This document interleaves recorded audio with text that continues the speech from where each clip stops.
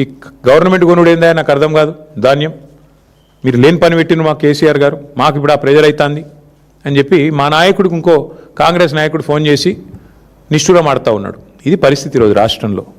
ముఖ్యమంత్రి గారేమో 80% కొనేసిన అంటాడు, మంత్రి గారేమో 50% కొన్నా అంటాడు. మేము చూసినాం క్షేత్రస్థాయిలో. వాస్తవానికి ఈరోజు ఏ ఒక్క సెంటర్లో కూడా ధాన్యం కొనుగోలు కేంద్రాలు సరిగా పనిచేయడం లేదు. గన్నీ బ్యాగ్స్ ఇస్తలేరు, రైతులే కొనుక్కోవాలి. 28 రూపాయలు, 25 రూపాయలు, 30 రూపాయలు పెట్టి సుతిలు వాళ్ళే కొనుక్కోవాలి. మంచినీళ్ళ సౌలత్ కూడా లేదు.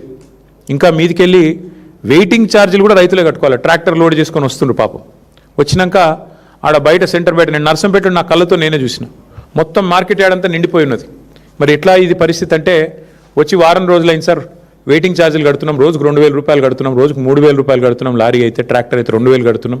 రైతులు తమ నోటెమ్మడి వాళ్ళు చెప్పిన మాట. ఈ సంక్షోభాన్ని గుర్తించకుండా, ఈ సంక్షోభం గురించి కనీస అవగాహన లేకుండా అబద్ధాలు చెప్పి అధికారంలోకి వచ్చిన రేవంత్ రెడ్డి ఇలా నోటికి వచ్చిన మాటలు మాట్లాడుతూ ఉన్నాడు. పెద్దలు చెప్పారు, ఎద్దేడ్చిన వ్యవసము రైతేడ్చిన రాజ్యం బాగుండదు అని. 10 ఏళ్ళు దేశానికి అన్నపూర్ణగా వెలసిల్లిన తెలంగాణ ఇవాళ తల్లడిల్లుతున్నది. రైతు ఇవాళ కన్నీరు పెడతా ఉన్నాడు. ఇది వాస్తవం ముఖ్యమంత్రి గారు. మేమేదో మిమ్మల్ని విమర్శించడానికి ఇంకోదానికో చెప్పట్లేదు. ఇవాళ రాష్ట్రంలో ప్రణాళిక లేకుండా పోయింది.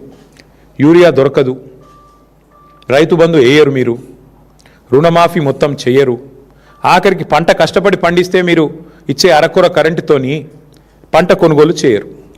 మీ పాలసీ స్పష్టంగా కనబడతా ఉన్నది. ఏంది మీ పాలసీ? మేము కొంటే ధాన్యం 2400 ఇవ్వాలి, వరే మొక్కజొన్న అయితే 3600 ఇవ్వాలి. అట్లా కాకుండా రైతును 4 రోజులు అక్కడే ఏడిపిస్తే పోయి అక్కడ ప్రైవేట్లో అమ్ముకుంటాడు. ఎవరో సేటుకో ఎవరో రైస్ మిల్లానికో అమ్ముకుంటాడు. 1700 1800 ఇక సచినోడి పెళ్లికి వచ్చిందే కట్నం అన్నట్టు ప్రభుత్వం ఎట్లా కొంటలేదు కదా, ఆయన వర్షం కింద పడితే నాశనం అయిపోతుంది పంట, మొలకెత్తితే మళ్ళీ వీళ్ళు కొనరు అని చెప్పి ఇవాళ ఆ పరిస్థితుల్లో రైతు ఉన్నాడు.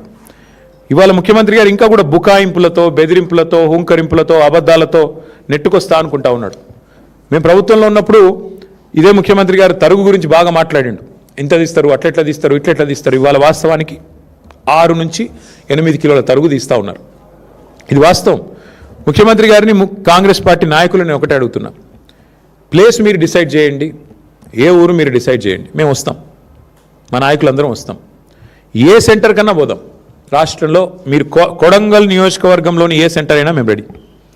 ఎక్కడన్నా కూడా మీరు చెప్పినట్టు 80% కొనుగోలు జరిగినాయని మీరు రుజువు చేస్తే ఏ శిక్షకైనా మేము సిద్ధం ముఖ్యమంత్రి గారని నేను విజ్ఞప్తి చేస్తా ఉన్నాను. దయచేసి భేషజానికి పోకండి. అనవసరంగా ఏదో డైలాగులతో, పెద్ద పెద్ద మాటలతో. ఇంకా ఎలక్షన్లు చాలా దూరం ఉన్నాయి, ఇంకా 2.5 ఏళ్ళు ఉంది. ఇప్పటి నుంచే ఎందుకు ప్రతిదానికి రాజకీయం? దయచేసి భేషజానికి పోకుండా, అహంభావానికి పోకుండా, మేము చెప్తున్నాం కదా వీళ్ళెవరు చెప్పడానికని అనవసరం